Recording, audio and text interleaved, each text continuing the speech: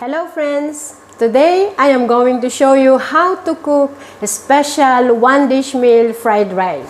During our cooking, I will show you why it is special.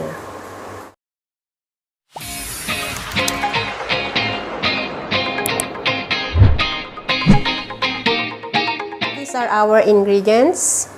Minced chicken, I marinated with a little bit of soy sauce and black pepper.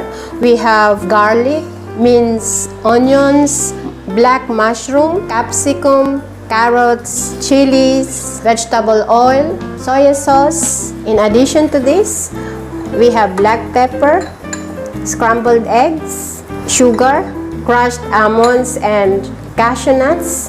Our main ingredients is rice.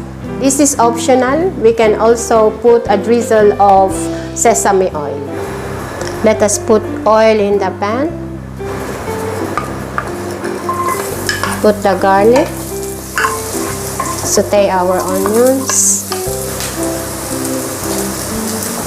We are going to put our minced chicken.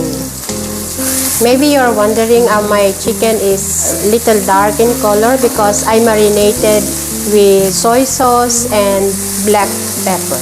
So be sure that our flame must be low fire or even in medium fire. If the chicken is a little bit brownish or golden brown, we can add our vegetables. We'll put now our black mushrooms,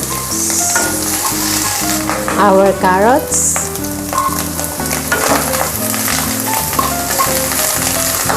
we will put the lid on so that it's easier to be cooked. And after maybe 30 seconds, and then we will put another ingredients. Our sliced chilies, our capsicum, then we will put our soy sauce. We will put our scrambled eggs. Wow, nice color.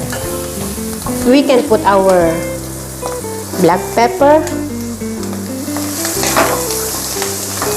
little bit of sugar to balance the taste, and this one will make it so yummy and crunchy. Be sure friends that our nuts are pre-roasted and then cool it down, and now we are going to put our rice. Okay, our rice must be pre-cooked. So I cooked this one yesterday.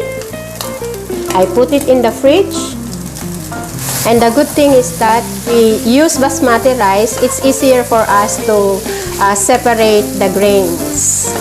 To make it Chinese way, going to drizzle it with sesame oil. Okay, just a little bit for great aroma. This fried rice is very special, very nutritious because of the ingredients. I added the nuts. You can add the seasonings, salt or soy sauce. You can add according to your taste. So that's it. Actually friends, this recipe is easy and very quick to prepare. No long preparation. We call this recipe one dish meal. Why? Because we have veggies inside, we have carbohydrates, which is the rice, we have also protein, egg, and chicken mince. Ready, and you can eat it with bowl of yogurt or 1 glass of sweet lassi. Okay, let's enjoy!